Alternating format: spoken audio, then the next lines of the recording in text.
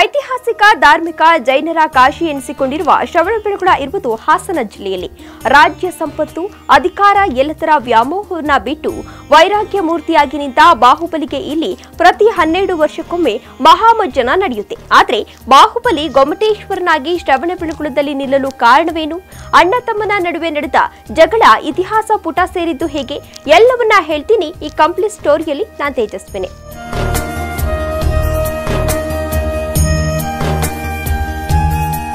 ಹೆಣ್ಣು ಹೊನ್ನು ಮಣ್ಣಿಗಾಗಿ ಸ್ವಂತ ಅಣ್ಣ ತಮ್ಮ, ತಂದೆ ತಾಯಿ ಎಂದು ನೋಡದೆ ಕುಟುಂಬದವರನ್ನೇ ಕೊಲ್ಲುವ ಮಟ್ಟಕ್ಕೆ ಹೋಗ್ತಾರೆ. ಆದರೆ 1000 ವರ್ಷಗಳ ಹಿಂದೆ ಬಾಹುಬಲಿ ತನ್ನ ಸಹೋದರನ ಜೊತೆ ಯುದ್ಧ ಮಾಡಿದೆ ಎಂಬ ಪಶ್ಚಾತ್ತಾಪದ ಸುಳಿಗೆ ಸಿಕ್ಕಿ ತನಗೆ ಸಿಕ್ಕ ರಾಜ್ಯ, ಸುಖ, ಸಂಪತ್ತನ್ನೆಲ್ಲ ತೊರೆದು ವೈರಾಗ್ಯರಾಗ್ತಾರೆ. ಆದರೆ ಈಗಿನ ಕಾಲದಲ್ಲಿ ಇಂತಹ ಘಟನೆಗಳು ಎಂದೂ ಜರುಗುದು ಎಂದ್ರೆ ತಪ್ಪಾಗ್ಲಾರದು ಅನಿಸುತ್ತೆ. ಅದೇನೇ ಇರಲಿ, ಗೊಮ್ಮಟೇಶ್ವರನಂತಹ ಮಹಾನ್ ತ್ಯಾಗಿಗಳ ಬಗ್ಗೆ ನಮ್ಮ ಮಕ್ಕಳಿಗೆ ಹೇಳಿಕೊಡುವ ಅವಶ್ಯಕತೆ ಹೆಚ್ಚಿದೆ. ಇಂತಹ ಕಥೆಗಳಿಂದಲೇ ಮಾನವ ಮೌಲ್ಯ ಕೂಡ ಹೆಚ್ಚುತ್ತೆ. ಜೈನ ಸಾಹಿತ್ಯದಲ್ಲಿ ಪ್ರಥಮ ತೀರ್ಥಂಕರ ಆದಿನಾಥ, ಪ್ರಥಮ ಚಕ್ರವರ್ತಿ ಭರತ, ಪ್ರಥಮ ಮನ್ಮಥ ಬಾಹುಬಲಿ ವೈರಾಗ್ಯದ ಪಾಠವನ್ನ ಇಡೀ ಜಗತ್ತಿಗೆ ಪ್ರಥಮವಾಗಿ ಪರಿಚಯಿಸಿದ ಕೀರ್ತಿ ಈ ಬಾಹುಬಲಿಗೆ ಸಲ್ಲುತ್ತದೆ. ಆದಿ ತೀರ್ಥಂಕರ ಋಷಭನಾಥ ಭಗವಾನರು ತಮ್ಮ 2 ಪತ್ನಿಯರಲ್ಲಿ ಯಶಸ್ವತಿ ದೇವಿಯಿಂದ ಭರತನೇ ಮೊದಲಾಗಿ 99 ಜನ ಗಂಡು ಮಕ್ಕಳು, ಬ್ರಾಹ್ಮ ಎಂಬ ಒಬ್ಬ ಮಗಳನ್ನ ಪಡೆಯುತ್ತಾನೆ. ಅದೇ ರೀತಿ ಸುನಂದಿಯ ಗರ್ಭದಿಂದ ಬಾಹುಬಲಿ ಮತ್ತು ಸುಂದರಿ ಎಂಬ 2 ಮಕ್ಕಳನ್ನ ಪಡೆಯುತ್ತಾರೆ. ಋಷಭನಾಥರಿಗೆ ವೈರಾಗ್ಯ ಪ್ರಾಪ್ತಿಯಾದಾಗ ಹಿರಿಯ ಮಗನಾದ ಭರತನನ್ನ ಅಯೋಧ್ಯೆಯ ಅಧಿರಾಜನನ್ನಾಗಿ ಮಾಡಲಾಗುತ್ತೆ. ಬಾಹುಬಲಿಯನ್ನ ಪೌದನಾಪುರದ ಯುವರಾಜನನ್ನಾಗಿಯೂ ಇತರ ಮಕ್ಕಳನ್ನ ಉಳಿದ ರಾಜ್ಯಗಳಿಗೆ ಒಡೆಯರನ್ನಾಗಿಯೂ ಮಾಡಿ ತಪಸ್ಸಿಗೆ ಹೋಗ್ತಾರೆ.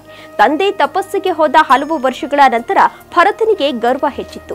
ಹೀಗಾಗಿ ಚಕ್ರರತ್ನದ ಸಹಾಯದಿಂದ 6 ಖಂಡಗಳನ್ನ ಜಯಿಸ್ತಾನೆ. ಬಳಿಕ ಅಯೋಧ್ಯೆಗೆ ಬರುತ್ತಾನೆ. ಆದ್ರೆ ಚಕ್ರರತ್ನ ಮಾತ್ರ ಅಯೋಧ್ಯೆ ಪ್ರವೇಶ ಮಾಡದೆ ನಿಲ್ಲುತ್ತೆ. ಹೊರಗಿನ ಶತ್ರುಗಳು ನಿನಗೆ ಮಣಿದಿದ್ದಾರೆ, ಆದ್ರೆ ಒಳಗಿನ ನಿನ್ನ ತಮ್ಮಂದಿರು ಮಣಿಯಲಿಲ್ಲ. ತಮ್ಮಂದಿರು ತನ್ನ ಮುಂದೆ ಸೋಲದೆ ತಾನು ಚಕ್ರವರ್ತಿಯಾಗಲು ಸಾಧ್ಯವಿಲ್ಲ ಎನ್ನುವುದನ್ನ ಅರಿತ ಭರತನು ಆಗ ತಮ್ಮಂದಿರಿಗೆ ಯುದ್ಧದ ಸಂದೇಶವನ್ನ ಕಳುಹಿಸುತ್ತಾನೆ. ಆದ್ರೆ ಬಾಹುಬಲಿ ಹೊರತುಪಡಿಸಿ ಇತರ ಸಹೋದರರೆಲ್ಲ ಋಷಭನಾಥನಲ್ಲಿಗೆ ತೆರಳಿ ದೀಕ್ಷೆಯನ್ನ ಪಡೆಯುತ್ತಾರೆ. ಬಾಹುಬಲಿ ಮಾತ್ರ ಯುದ್ಧಕ್ಕೆ ನಿಲ್ಲುತ್ತಾನೆ. ಅಣ್ಣ ತಮ್ಮನ ಯುದ್ಧದಿಂದ ಸಾವಿರಾರು ಸೈನಿಕರು ಸಾಯಬಾರದು ಎಂಬ ಕಾರಣಕ್ಕೆ ಅಣ್ಣ ತಮ್ಮನ ನಡುವೆ ಮಾತ್ರ ಯುದ್ಧ ನಡೆಯುತ್ತೆ. ಮಲ್ಲಯುದ್ಧ, ದೃಷ್ಟಿಯುದ್ಧ, ಜಲಯುದ್ಧ ಸೇರಿದಂತೆ 3 ಧರ್ಮ ಯುದ್ಧಗಳಲ್ಲಿಯೂ ಬಾಹುಬಲಿ ಗೆಲ್ಲುತ್ತಾನೆ. ನಂತರ ತಾನು ಗೆದ್ದ ರಾಜ್ಯವನ್ನೆಲ್ಲ ತನ್ನ ಅಣ್ಣನಿಗೆ ಹಿಂದಿರುಗಿಸಿ ಸನ್ಯಾಸತ್ಯವನ್ನ ಸ್ವೀಕರಿಸುತ್ತಾನೆ.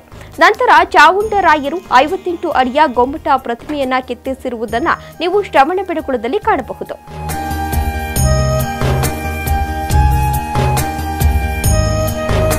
ಇದಾಗಿತ್ತು ಈ ಹೊತ್ತಿನ ವಿಶೇಷ. ಇನ್ನು ಹೆಚ್ಚಿನ ವಿಶೇಷ ಮಾಹಿತಿಗಾಗಿ ನಮ್ಮ ಅಶ್ವಮಂದಿರ ಯೂಟ್ಯೂಬ್ ಚಾನೆಲ್ ಅನ್ನು ಸಬ್ಸ್ಕ್ರೈಬ್ ಮಾಡಿ, ಲೈಕ್ ಮಾಡಿ, ಶೇರ್ ಮಾಡಿ.